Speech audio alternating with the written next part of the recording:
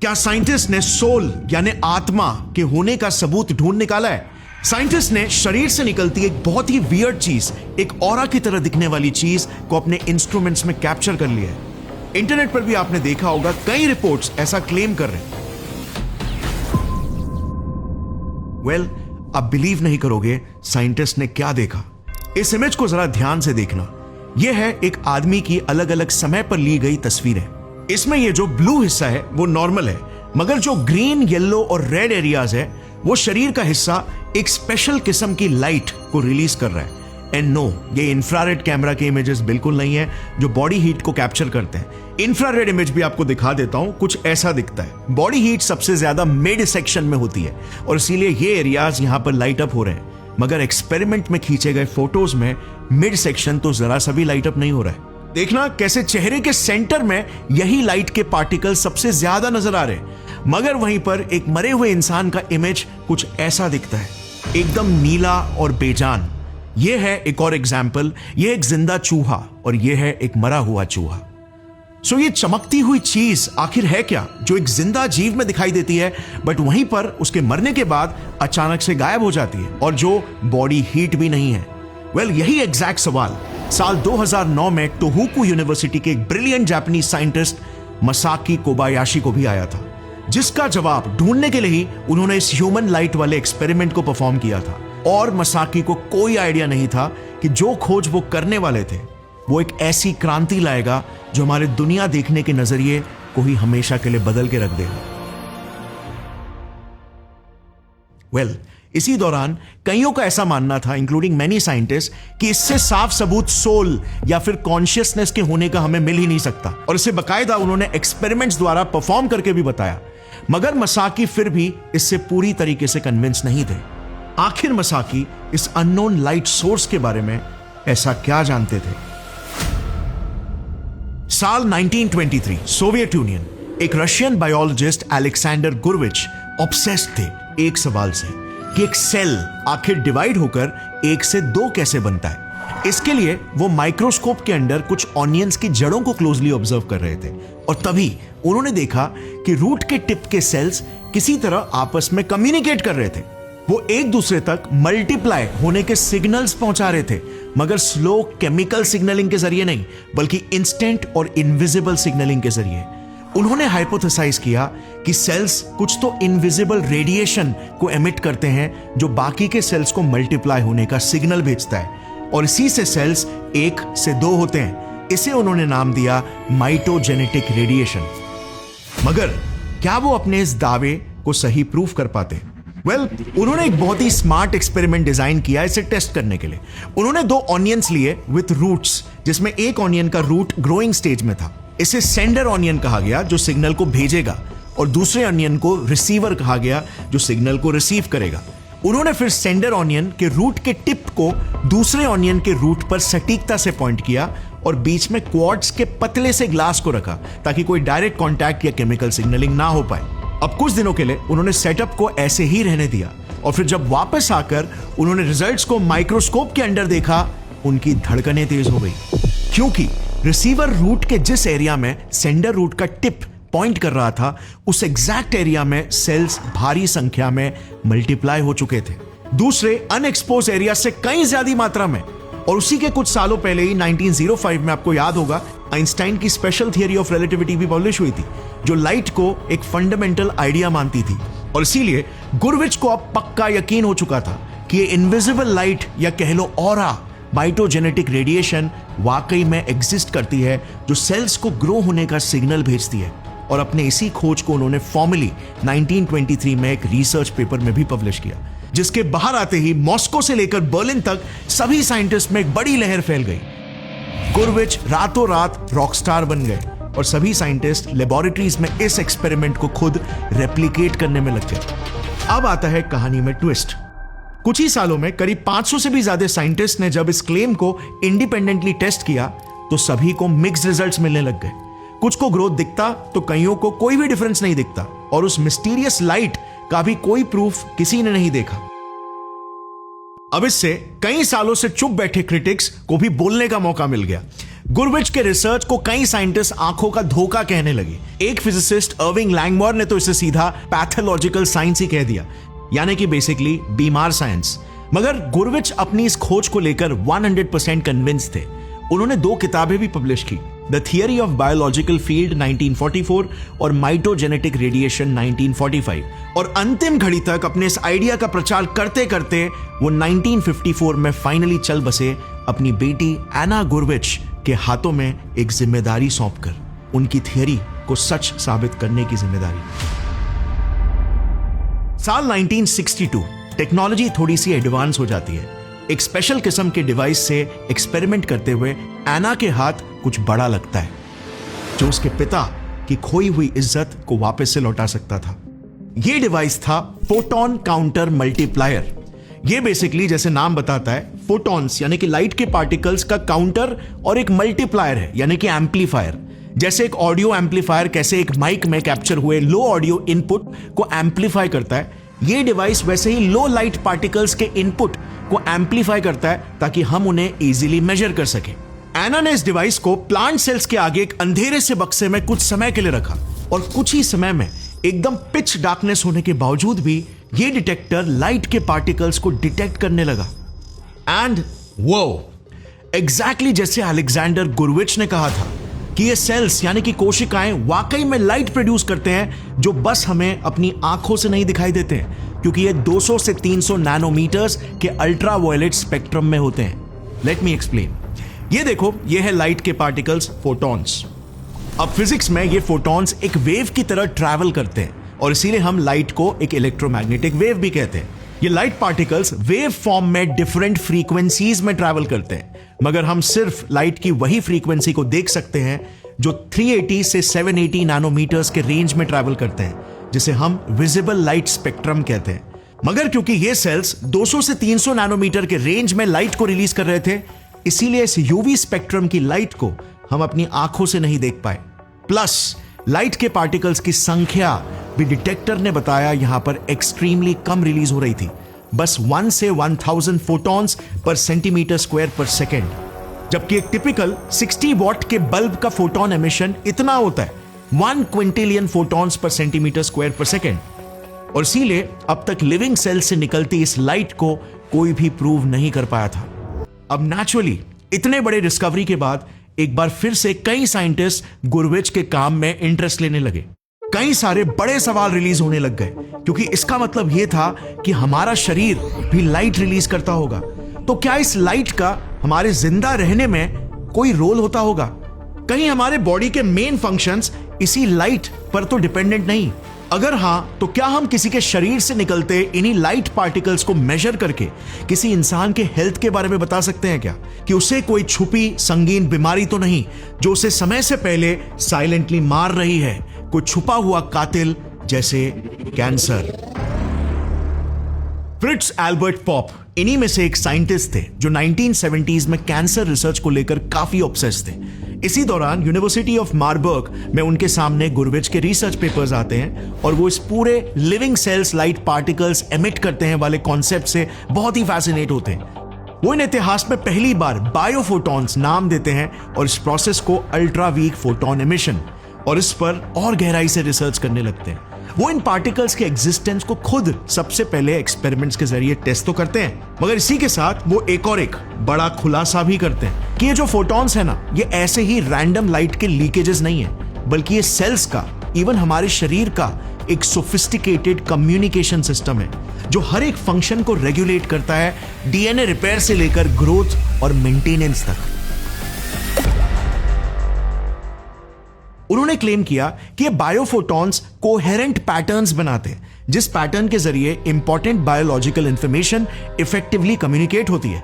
अब coherent patterns ये basically एक क्वांटम मैकेनिक्स का वर्ड है, जिसके बारे में अगर एकदम शॉर्ट में समझाऊं तो देखो, अगर कई सारे वेव्स एक ही पैटर्न या ऑर्डर में अलाइन होते हैं ना, फोकस होते हैं ना, तो उसे कोहेरेंट पैटर्न कहा जाता है। जैसे एक लेजर लाइट जो एकदम फोकस्ड तरीके से यूनिडायरेक्शनली ट्रैवल करती है। और इसीलिए इंटरनेट पहुंचाने वाले ऑप्टिकल फाइबर्स भी लेजर लाइट का इस्तेमाल करते हैं डेटा पैकेट्स पहुंचाने के लिए, क्योंकि इंटरफेरेंस ना होने की वजह से कम्युनिकेशन सुपर इफेक्टिवली होता है। बट वहीं पर अगर उन वेव्स का ऑर्डर एक जैसा नहीं हुआ तो उन्हें इनकोहेरेंट पैटर्न कहा जाता है।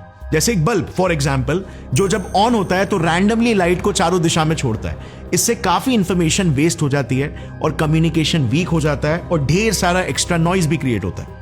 मगर फ्रिट्ज एल्बर्ट पॉप ने कैसे ये कह दिया कि ये सेल से निकलती लाइट कोहेरेंट पैटर्न्स ही बना रही है?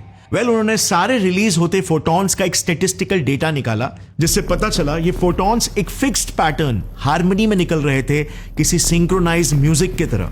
इसी के चलते उन्होंने एक ग्रैंड थियरी को प्रपोज किया कि ये बायोफोटॉन्स एक सेल्यूलर रेडियो की तरह है, जो सेल का डीएनए रिलीज करता है और जो ग्रोथ, रिपेयर और इवन इम्यून रिस्पॉन्सेस के सिग्नल्स को पूरे शरीर में फैलाता है, जिन सिग्नल्स के प्रॉपर कम्युनिकेशन के ही जरिए एक शरीर प्रॉपर तरीके से काम कर पाता है। अगर इन सिग्नल्स में थोड़ा सा भी ग्लिच आ गया तो शरीर बीमार हो जाता है। जैसे उन्होंने दावा किया कि कैंसर सेल्स में इन्हीं लाइट पार्टिकल्स का कोहेरेंट पैटर्न डिस्टर्ब हो जाता है, यानी कि इन थियरी किसी के बॉडी में कैंसर छुपा है या नहीं, ये उनके सेल्स से निकलती रोशनी को स्टडी करके पता लगाया जा सकता है।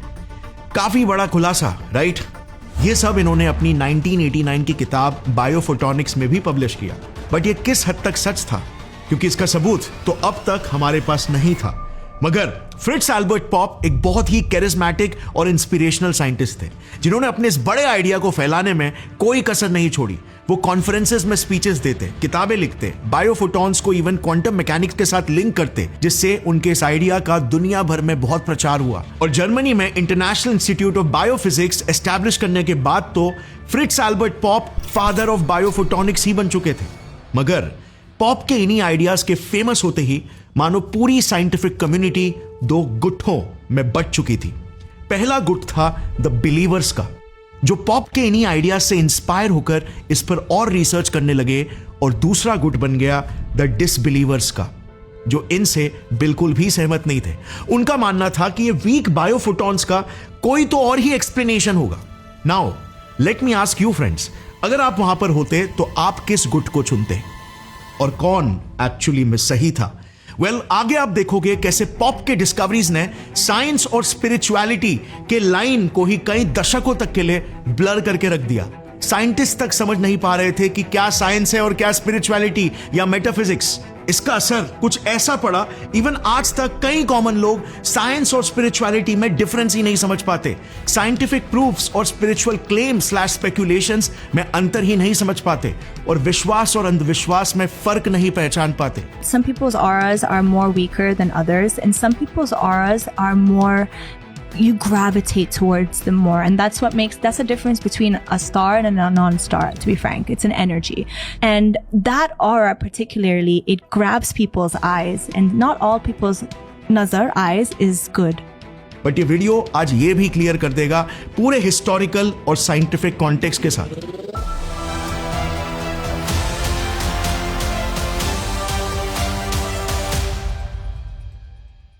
सो back to 1990s। Fritz Albert Popp से इंस्पायर होने वाले कई साइंटिस्ट में से एक थे रशियन साइंटिस्ट कॉन्स्टेंटीन कोरोटकोव, जिन्होंने 1990s में कुछ एब्सोल्युटली माइंड ब्लोइंग डिस्कवरीज का दावा किया, जिनमें से एक थी यह डिस्कवरी कि एक इंसान की मौत के बाद उसकी बॉडी 24 से 48 आवर्स तक धीरे धीरे करके कॉन्शियसनेस को एक ऑरा के रूप में छोड़ती है।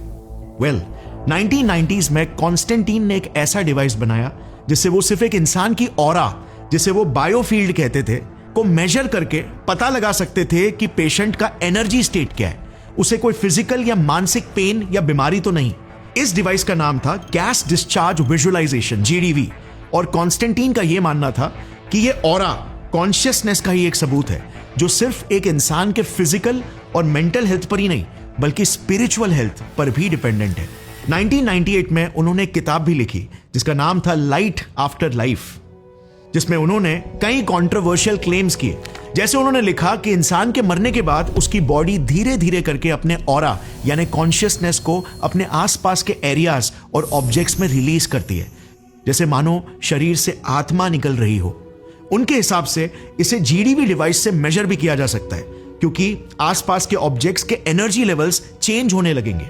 इवन एक इंसान कैसे मरा उस पर भी डिपेंड करता है कि वो कैसी ऑरा छोड़ेगा। अगर वो अननेचुरल या वायलेंट तरीके से मरा हो तो उसके शरीर से निकलने वाले ऑरा की लाइट भी एकदम इंटेंस, इररेगुलर और प्रोलॉन्ग्ड होगी, जो अनरिजॉल्व्ड इमोशंस को रिफ्लेक्ट करेगी। और अगर पीसफुल तरीके से नेचुरल डेथ हुई हो तो स्टेडी एंड स्मूथ तरीके से रिलीज होगी। बेसिकली कॉन्स्टेंटीन ने अपने काम से साइंस और स्पिरिचुअलिटी को जोड़ने की कोशिश की, जो कि अच्छी कोशिश थी, बट अनफॉर्चुनेटली जितनी पॉपुलैरिटी इनके बुक को मिली उतना इनके काम ने साइंटिफिक कम्युनिटी में क्रेडिबिलिटी हासिल नहीं की, क्योंकि कॉन्स्टेंटीन के एक्सपेरिमेंट्स बहुत ही छोटे सैंपल साइजेस में किए गए थे और कोई भी एक्सपेरिमेंट पीयर रिव्यूड नहीं था, यानी कि मल्टीपल दूसरे साइंटिस्ट द्वारा टेस्टेड और वेरीफाइड नहीं था। मतलब अच्छा चांस था कि शायद कॉन्स्टेंटीन रिजल्ट्स को मिस इंटरप्रेट कर रहे थे, यानी अलग तरीके से देख रहे थे। आगे बताऊंगा इनके साथ एग्जैक्टली क्या हुआ था। मगर 1990s में ही एक साइंटिस्ट थे जापान से, मसारू इमोटो, जो आज भी एक्सट्रीमली पॉपुलर है और जिन्होंने तो एक कदम और आगे जाकर इसी लाइट के कॉन्शियसनेस या एनर्जी फील्ड होने वाले आइडिया को यूनिवर्सल बता दिया। यानी कि सिर्फ इंसानों में ही नहीं, बल्कि कॉन्शियसनेस एक फील्ड की तरह होती है जो पूरे यूनिवर्स में है, इंक्लूडिंग वाटर, यानी कि पानी में भी। यस, पानी में कॉन्शियसनेस। कई लोग तो इस आइडिया को पानी पीकर भी नहीं निकल पाएंगे, बट इमोटो ने पानी से बात करते हुए कुछ माइंड ब्लोइंग एक्सपेरिमेंट्स परफॉर्म करके दिखाए, इसे प्रूफ करने के लिए, जो कि वर्ल्ड फेमस भी हुए। उन्होंने 2 कंटेनर्स में डिस्टिल्ड यानी कि प्योर पानी लिया। एक कंटेनर को उन्होंने पॉजिटिव मैसेजेस से एक्सपोज किया और दूसरे को नेगेटिव मैसेजेस से।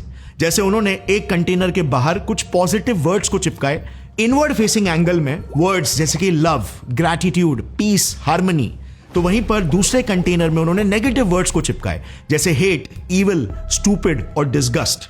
अब पॉजिटिव कंटेनर के सामने उनके स्टाफ पॉजिटिव वर्ड्स को वर्बली भी बार बार दोहरा रहे थे, तो नेगेटिव कंटेनर्स के सामने नेगेटिव वर्ड्स को दोहरा रहे थे। और फिर फाइनली उन्होंने उन दोनों कंटेनर्स में से छोटे 0.5 ml के सैंपल्स लिए, उन्हें एक प्लेट में डाला और उसे -20 डिग्री सेल्सियस में फ्रीज करने के लिए रख दिया। उन्होंने पाया कि पॉजिटिव कंटेनर्स के सैंपल्स के आई स्ट्रक्चर्स या स्नोफ्लेक्स ज्यादा हेल्दी और स्ट्रक्चर्ड और सिमेट्रिकल थे, मगर वहीं पर नेगेटिव मैसेज को एक्सपोज्ड वाटर के आइस का स्ट्रक्चर बहुत ही एसिमेट्रिकल, अनहेल्दी और इररेगुलर सा था।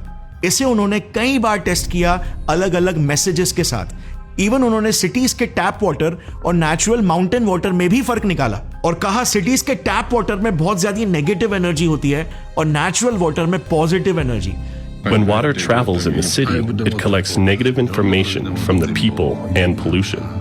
What concerns me is that water from any big city tends not to form beautiful crystals. इमोटो ने साल 2003 में अपनी किताब भी पब्लिश की, the hidden messages in water, जो न्यूयॉर्क टाइम्स बेस्ट सेलर बन गई।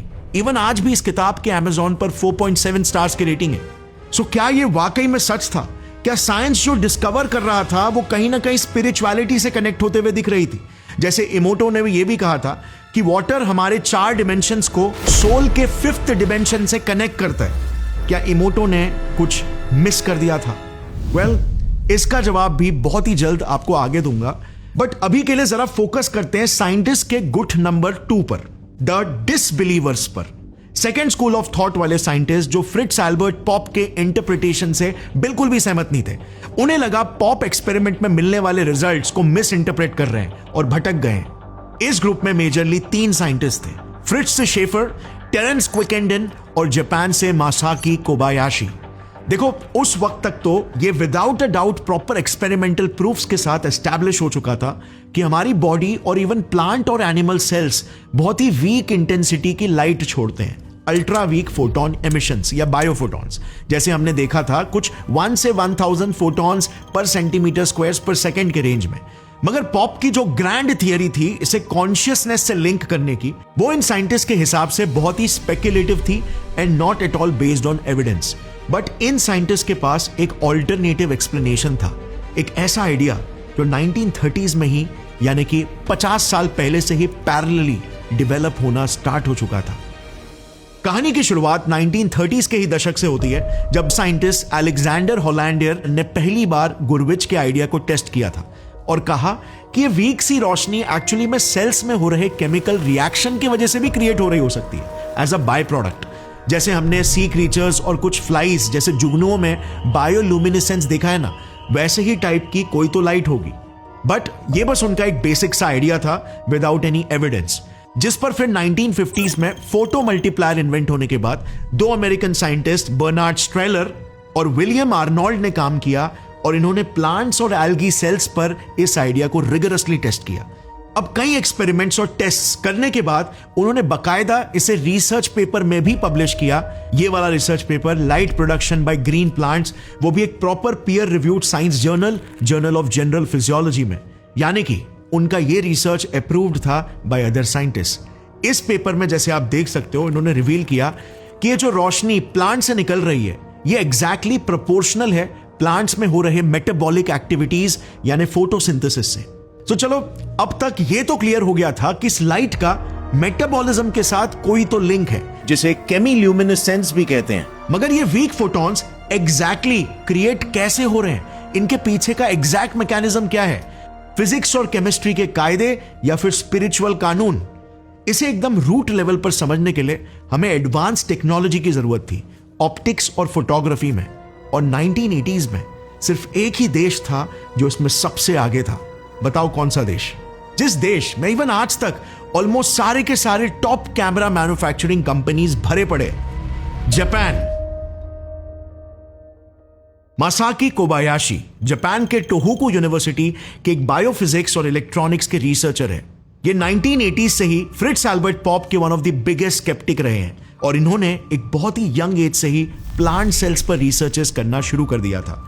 ये जानते थे कि अगर सेल से निकलती रोशनी के रूट कॉज तक पहुंचना है तो हमें बहुत ही एडवांस्ड इमेजिंग टेक्नोलॉजी की जरूरत पड़ेगी, और इसीलिए वो लेट 80s से ही जापानीज इंडस्ट्रीज के साथ रिसर्च टाई अप्स करना शुरू कर दिए थे। और 1999 में फाइनली उन्हें एक बहुत बड़ा ब्रेक थ्रू मिला। कोबायाशी ने कंपनीज जैसे हमामात्सु फोटोनिक्स के साथ मिलकर एक्सट्रीमली सेंसिटिव इमेजेस कैप्चर कर पाने के लिए एक सुपर एडवांस कैमरा बनवा लिया था, एक cooled charge coupled device camera, CCD camera. ये कैमरा मानो एक ब्लैक एंड व्हाइट टीवी से सीधा कलर टीवी के लेवल का शिफ्ट था, क्योंकि नंबर 1 ये कैमरा -120 डिग्री सेल्सियस तक कूल किया जाता था, जिससे इमेज कैप्चरिंग में थर्मल नॉइस ना के बराबर कैप्चर होती।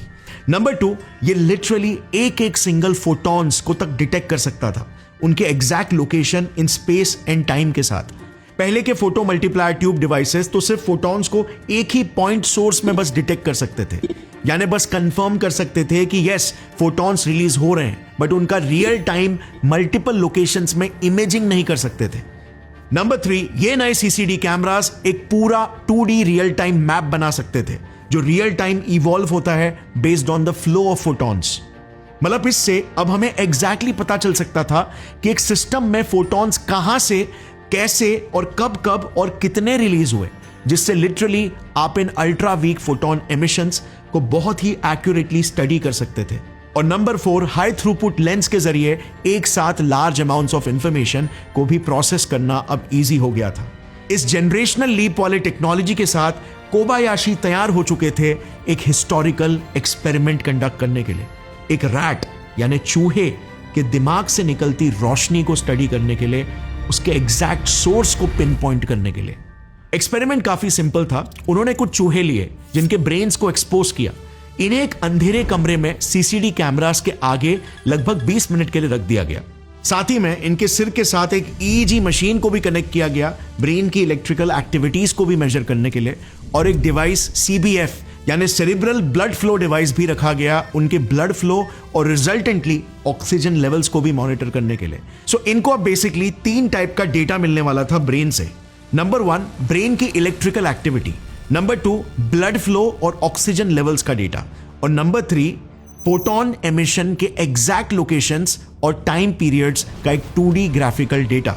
एक्सपेरिमेंट रन करने पर इन्होंने कुछ इंटरेस्टिंग पैटर्न्स नोटिस किए। जब ब्रेन में इलेक्ट्रिकल एक्टिविटी या ऑक्सीजन लेवल्स स्पाइक होते तब ब्रेन ज्यादा फोटॉन्स को रिलीज करता, और यह पैटर्न बिल्कुल कंसिस्टेंट था। अब इलेक्ट्रिकल एक्टिविटी और ऑक्सीजन कंजम्पशन के इंक्रीज होने का मतलब तो साफ था कि सेल्स में न्यूरोनल एक्टिविटी हो रही है, जिसे सपोर्ट करने के लिए मेटाबॉलिज्म यानी कि एनर्जी प्रोडक्शन हो रहा है। और जब मेटाबॉलिज्म होता है तब क्या ज्यादा जनरेट होता है as a by product? Well, एक तरफ नॉर्मल प्लेन वाटर और दूसरी तरफ ROS यानी रिएक्टिव ऑक्सीजन स्पीशीज। अब वाटर तो क्लियरली फोटॉन्स एमिट नहीं कर रहा, सो ये ROS यानी कि रिएक्टिव ऑक्सीजन स्पीशीज, कहीं ये तो छुपके से लाइट एमिट नहीं कर रहा। इस एक्सपेरिमेंट के डेटा से with proofs and evidence Kobayashi ने कुछ इंपॉर्टेंट डिस्कवरीज किए, जैसे नंबर 1 कि एक चूहे का दिमाग स्ट्रेस की वजह से लिटरली ग्लो करता है। यस, ये लाइट पार्टिकल्स फोटॉन्स एक एनिमल सेल में सेल मेटाबॉलिज्म की वजह से क्रिएट हो रहे हैं। नंबर 2, इस मेटाबॉलिक स्ट्रेस से ROS जो मेटाबॉलिज्म का ही एक बाय प्रोडक्ट है के लेवल्स भी इंक्रीज होते हैं। और नंबर 3 सबसे इंपॉर्टेंट, जैसे जैसे ROS इंक्रीज होता है वैसे वैसे फोटॉन्स भी इंक्रीज होते हैं। सो कहीं यही ROS ही तो फोटॉन्स के लिए रिस्पॉन्सिबल तो नहीं? क्या ROS ही वो छुपा हुआ चोर है जिसे हम आत्मा या कॉन्शियसनेस का सबूत समझ रहे थे? कोबायाशी इतनी दूर आकर यहीं पर नहीं रुकने वाले थे। अभी तो एक बहुत बड़ी डिस्कवरी और एक बहुत बड़ी क्रांति लाना बाकी था, क्योंकि अगर ये खोज सही थी तो इससे लिटरली कैंसर जैसी जानलेवा बीमारियों को समय से पहले ही रोका जा सकेगा। 2007 में कोबायाशी ने ROS और इस अल्ट्रा वीक फोटोन एमिशन का कॉजल लिंक कंफर्म करने के लिए एक और एक स्मार्ट एक्सपेरिमेंट कंडक्ट किया। इस साइंटिस्ट का बस एक के बाद एक ब्रिलियंस देखना।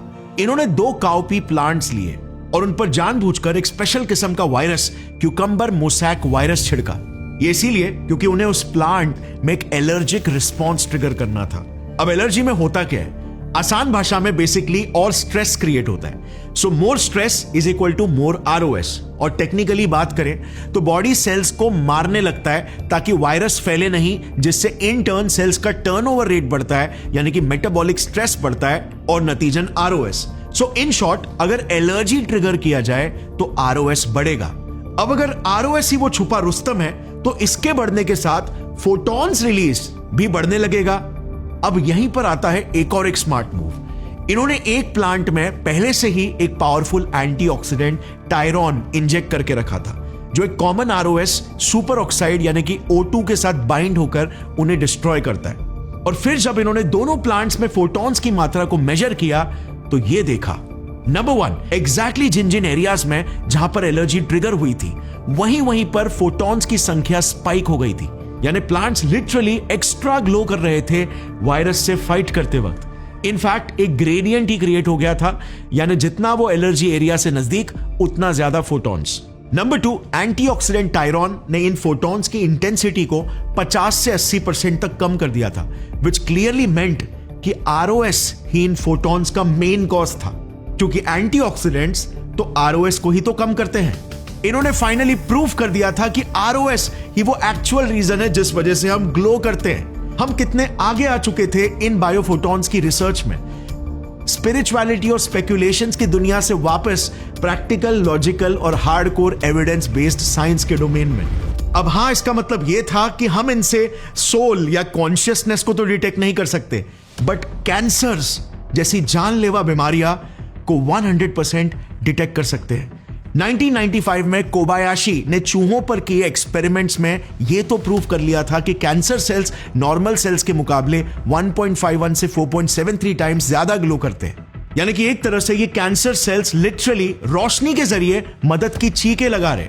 बट ये एक्सपेरिमेंट्स चूहों पर किया गया था और साल 2004 में इन्होंने इंसानों में भी एडवांस्ड कैंसर सेल्स इमेजिंग के जरिए यह प्रूव कर दिया कि cancer cells indeed normal cell से कहीं ज्यादा फोटॉन्स एमिट करते हैं, क्योंकि वो तेजी से अनकंट्रोलेबली फैलते हैं। इसका मतलब साफ था कि कैंसर का सबसे पहला ट्यूमर क्रिएट होने से भी पहले उसे एकदम बहुत ही अर्ली स्टेज में डिटेक्ट किया जा सकता है। आज हम कैंसर्स को सिर्फ ट्यूमर्स होने के बाद ही डिटेक्ट कर पाते हैं बायोप्सीज और MRI स्कैन्स के जरिए। But just imagine, tumours create होने से ही पहले सेल्स की एक्टिविटी में एबनॉर्मेलिटी को पहले ही पहचान लिया जाए तो कितनी जानें बच सकती है, क्योंकि कैंसर रिकवरी में समय का तो सबसे बड़ा महत्व होता है। 2009 में कोबायाशी ने यह प्रूव किया कि हमारे शरीर का ग्लो हमारे बॉडी क्लॉक यानी सर्केडियन रिदम से एग्जैक्टली मैच करता है। दिन में जब मेटाबॉलिज्म हाई रहता है तो हम लिटरली ज्यादा ग्लो करते हैं और रात में रेस्ट के समय हम कम ग्लो करते हैं। 2019 में तो इन्होंने एक बहुत ही ब्यूटीफुल चीज दिखाई, नेचर का मिरेकल। एक कैटरपिलर से बटरफ्लाई बनने के एवोल्यूशन के दौरान बॉडी का ग्लो कैसे चेंज होता है। अगर आपने अपने बचपन में पोकेमॉन देखा है तो उसमें कैसे जीव विकसित होने से पहले ग्लो होते हैं। वेल, रियल लाइफ में भी काइंड ऑफ यही होता है। मॉर्फोलॉजिकल ट्रांसफॉर्मेशन के समय बस सिर्फ ग्लो हमें आंखों से नहीं दिखाई देता है। और इसी साल इन्होंने ये भी प्रूव किया कि अगर आप धूप में बाहर ज्यादा घूमते हो तो आपकी स्किन पर ज्यादा यूवी एक्सपोजर पड़ने की वजह से आरओएस बढ़ेगा, जिससे बायोफोटॉन ज्यादा रिलीज होंगे।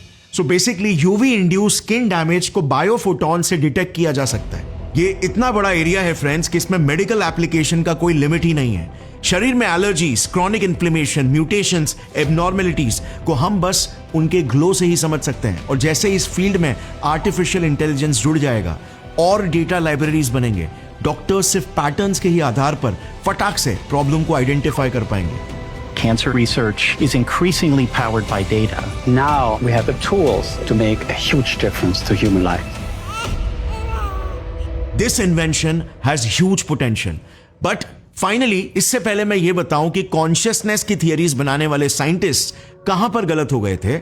आपके दिमाग में ये सवाल नहीं आया क्या कि आरओएस की वजह से एग्जैक्टली फोटॉन्स कैसे क्रिएट हो रहे हैं? इसका एग्जैक्ट मैकेनिज्म क्या है? वेल, कोबायाशी ने अपने 2014 के इस रिसर्च रिव्यू में इसे सजेस्ट किया।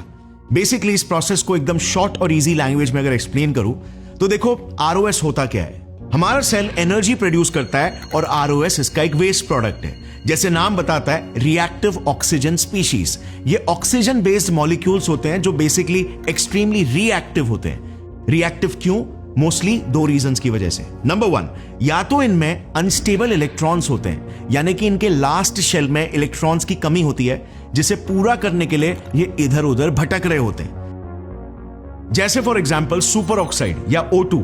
समझ लो ये ऑक्सीजन मॉलिक्यूल्स एक सिंगल वर्जिन लड़के के जैसे होते हैं। या फिर नंबर 2, ये स्टेबल मॉलिक्यूल्स तो होते हैं मगर इनके आपस में बॉन्ड वीक होते हैं, जैसे हाइड्रोजन पेरोक्साइड H2O2। इसमें ऑक्सीजन का बॉन्ड वीक है और एक अनहैप्पी अरेंज्ड मैरिज में फंसे वाइफ की तरह ये रेडी है किसी और से इश्क लड़ाने के लिए, किसी और से बॉन्ड होने के लिए। अब क्या होता है, अगर ये नाजायज रिश्ता सेट हो जाए तो घर बर्बाद हो जाता है, राइट? एग्जैक्टली ऐसा ही होता है हमारे बॉडी में भी। इलेक्ट्रॉन्स के लिए डेस्परेट आरओएस हमारे सेल्स के डीएनए, प्रोटीन और लिपिड्स से इलेक्ट्रॉन्स छीनने की कोशिश करते हैं और उनके स्ट्रक्चर को कमजोर बना देते हैं। ऐसे समझो क्या होगा अगर एक बिल्डिंग के बेस से आप कॉन्स्टेंटली उसकी ईंटें निकालने लगो तो वो बिल्डिंग कोलैप्स कर जाएगी, राइट? एग्जैक्टली ऐसा ही होता है हमारे शरीर में भी। बट ये जो भी रिएक्शंस हो रहे होते हैं, आरओएस के इलेक्ट्रॉन्स ट्रांसफर हो रहे होते हैं, ये बेसिकली जैसे हमने फिजिक्स में पढ़ा है, इलेक्ट्रोमैग्नेटिक फील्ड में फोटॉन्स बनकर हमें नजर आते हैं। ये इलेक्ट्रॉन्स के इधर उधर पुश होने का मोमेंटम ही तो हमें लाइट पार्टिकल्स, फोटॉन्स के रूप में नजर आता है। सो ये है बेसिकली एक्चुअल रीजन हमारा शरीर ग्लो क्यों करता है। अब let me also clear this guys, और ये मैंने खुद भी जस्ट हाल ही में कुछ ही महीने पहले ही जाना था। ROS is not all bad. In fact normal मात्रा में तो हमारे शरीर को इसकी बहुत जरूरत है, क्योंकि ये बहुत इंपॉर्टेंट सिग्नलिंग का काम करता है, जो बॉडी को रिकवर करने का और डिटॉक्सिफिकेशन करने का मैसेज भेजता है। अलग अलग सेल्स तक ये सिग्नल्स भेजता है। इनफैक्ट ये ROS डिटॉक्सिफिकेशन के लिए एक्सट्रीमली जरूरी है। अगर आप बॉडी बिल्डिंग करते हो तो ROS के बिना आपकी बॉडी बनेगी ही नहीं, क्योंकि हार्डकोर वर्कआउट के बाद प्रोटीन सिंथेसिस के मैसेज को भी ROS मॉलिक्यूल्स ही एक्सट्रीमली इफेक्टिवली कम्युनिकेट करते हैं, जिससे बॉडी मसल बिल्डिंग शुरू करता है। इनफैक्ट एक रिसर्च में तो एंटीऑक्सीडेंट्स जैसे विटामिन सी और vitamin E supplementation right before या आफ्टर वर्कआउट ने मसल बिल्डिंग स्टिमुलेशन को काफी हद तक ब्लंट कर दिया था। और कुछ महीने बाद जो लोग ये सप्लीमेंटेशन ले रहे थे उनके कम मसल्स बने थे। सो ROS के हमारे बॉडी में नॉर्मल लिमिट्स में कई इंपॉर्टेंट रोल है, बट अगर ये इंक्रीज हो जाते हैं तो ये डिस्ट्रक्शन कॉज करते हैं। सो इन अ वे, जैसे गुरविच ने सबसे पहले कहा था कि ये जो लाइट हमारे शरीर से निकल रही है ये ग्रोथ के सिग्नल्स भेजती है, ये काइंड ऑफ सच है। आई मीन नॉट लिटरली कि फोटॉन्स कोहेरेंट पैटर्न्स के जरिए मैसेजेस भेज रहे हैं, बट इस लाइट के पीछे की जो असली सच्चाई है, ROS ये मैसेजेस जरूर भेज रही है। यू नो, साइंस एक ब्यूटीफुल सफर है डिस्कवरी का, जो फंडामेंटल से बिल्ड होता है और धीरे धीरे ग्रो होता है एविडेंस के बेसिस पर। एक बड़ी डिस्कवरी को लोग कितने अलग अलग एंगल से देखते हैं, कोई स्पिरिचुअल एंगल से तो कोई प्रकृति का ही एक ब्रिलियंस। मेरा मकसद आपको इस वीडियो में साइंस कैसे डेवलप होता है over a period of time वो भी बताना था। साइंस फंडामेंटल से बिल्ड होता है और फ्रिट्ज एल्बर्ट पॉप कोरोत्कोव और मसारू इमोटो ने कुछ साइंटिफिक डिस्कवरीज के बेसिस पर अपनी कई थियरीज बना तो ली, विजुअल एक्सपेरिमेंट्स करके इन्हें डेमोन्स्ट्रेट भी कर दिया, लेकिन इनके कोई भी एक्सपेरिमेंट्स पीयर रिव्यूड नहीं थे, यानी कि दूसरे साइंटिस्ट द्वारा चेक होकर किसी रेप्यूटेड साइंस जर्नल में ये पब्लिश नहीं हुए। पॉप का अपने मैजिकल लाइट के कोहेरेंट पैटर्न्स बनाने का डेटा भी कंसिस्टेंट नहीं पाया गया। कोरोत्कोव तो अपने जीडीवी डिवाइस से कोई मैजिकल ऑरा या एनर्जी फील्ड्स नहीं, बल्कि एक्चुअल में मॉइस्चर, प्रेशर और इलेक्ट्रिकल कंडक्टिविटी देख रहे थे। और इमोटो, वो तो बिजनेसमैन थे, अपने बुक को न्यूयॉर्क टाइम्स बेस्ट सेलर तक पहुंचाकर खुश थे। मगर इन आइडियाज ने आज तक एक बहुत बड़ी इंडस्ट्री क्रिएट कर दी है, जो बिल्कुल pseudo science, parapsychology, mystical science और इवन स्पिरिचुअल साइंस के नाम से चलती है। और आज भी करोड़ों लोग इन बेबुनियाद चीजों में बिलीव करते हैं। साइंटिफिक आवाज दब जाती है और सेंसेशनल स्टोरीज हमेशा प्रमोट होती है। ये मिस्टिकल आइडियाज किसी साइंटिफिक जर्नल में कभी पब्लिश नहीं हुए, सिर्फ पब्लिश हुए इनकी किताबों में। और ये आइडियाज एग्जैक्टली वही थे जो लोग सुनना चाहते थे, ना कि जो एक्चुअल बोरिंग सच्चाई है। इनके लार्जर देन लाइफ थियरीज और कैरिस्मैटिक स्टोरी टेलिंग की गूंजों के तले सच्चाई की धीमी आवाज दबी रह गई। और फिर अंत में जब सच्चाई ने सारे सबूतों के साथ खुद को दुनिया के सामने पेश किया, समझने वाले समझ गए और जो ना समझे वो। गौरव ठाकुर साइनिंग ऑफ। जय हिंद।